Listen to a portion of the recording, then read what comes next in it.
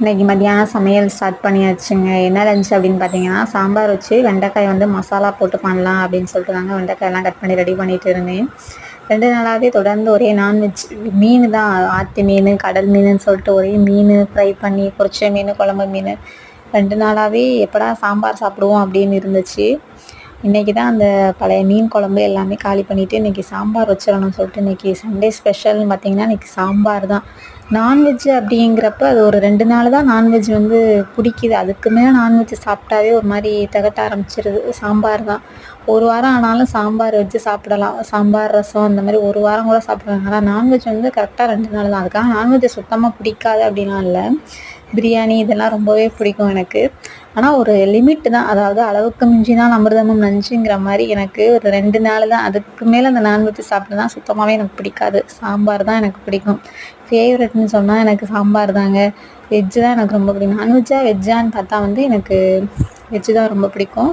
இன்றைக்கி வெண்டைக்காய் மசாலா வந்து எப்படி பண்ணலாம் அப்படின்னு பார்த்தீங்கன்னா, தக்காளி, வெங்காயம், கடுகு, சீரகம் போட்டு தக்காளி வெங்காயம்லாம் போட்டு நல்லா வதக்கிட்டு, நல்லா அந்த வெங்காயம் வந்து நல்லா செவந்து போய் வருமா, அப்போ அதுக்கப்புறம் அந்த தக்காளியை போட்டு நல்லா வதக்கிட்டு அதில் கொஞ்சம் சால்ட் ஆட் பண்ணோம்னா இன்னும் கொஞ்சம் சீக்கிரமாக கொஞ்சம் வதங்கும்.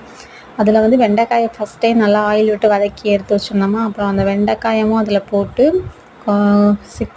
சிக்கன் 65 மசாலா, ஆச்சி சிக்கன் 65 மசாலா தாங்க, அது போட்டு நல்லா வதக்குனதுக்கப்புறம் கொஞ்சம் நம்ம வீட்டு மிளகாய்த்தூள் அதுவும் கொஞ்சம் அதுக்கு ஆட் பண்ணிக்கலாம். நமக்கு காரத்துக்கு தகுந்த மாதிரி.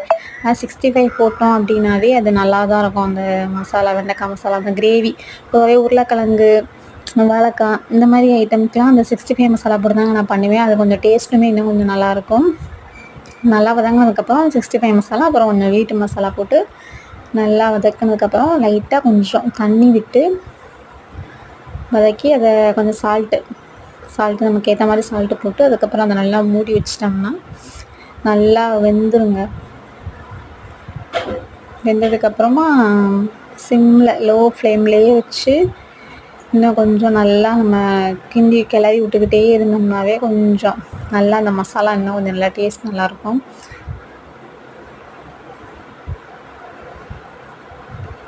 அதுக்கப்புறம் ஃபைனலாக ஆஃப் பண்ணிட வேண்டியதாங்க. நல்லா வெண்டைக்காய் மசாலா, சூப்பரான ஒரு வெண்டைக்காய் மசாலா சாம்பாருக்கு சைடிஷ்ஷாக. இன்றைக்கி மதியானம் லஞ்சு சாம்பார், வெண்டைக்காய் மசாலா, சூடான ஒரு சாதம் ரெடி ஆயிடுச்சுங்க.